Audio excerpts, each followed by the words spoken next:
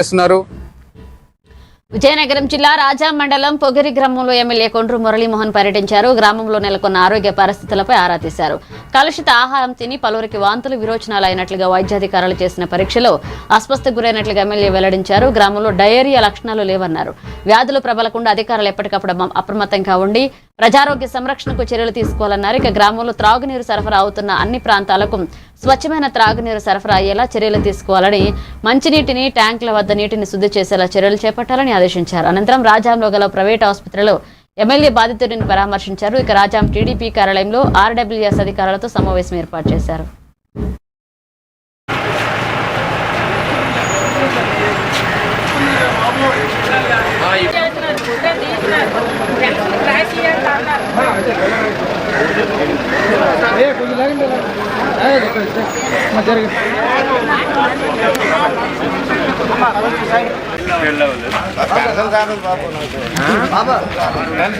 ఇప్పుడు ఇస్తారు ఇంకో 2-3 మాసాలు ఇస్తారు కదా మీరు ఆన్లైన్ చేస్తారు.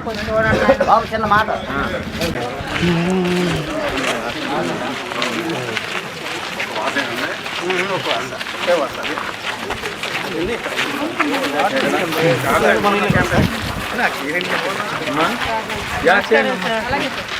గవర్నమెంట్ మీకెలా ఉంది ఒంట్లో? ఆయనకి వస్తుందా? మరి రాకపోవడం ఏంటి? అవునేమి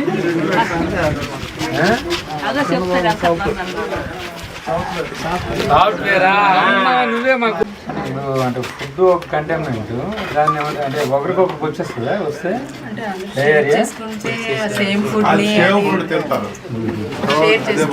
వెళ్ళదంటుంది ఎక్కడికి వెళ్ళదు. ఇక్కడ ఇంట్లో కూడా ఏదో అయ్యంత ఫుడ్ లో తేడా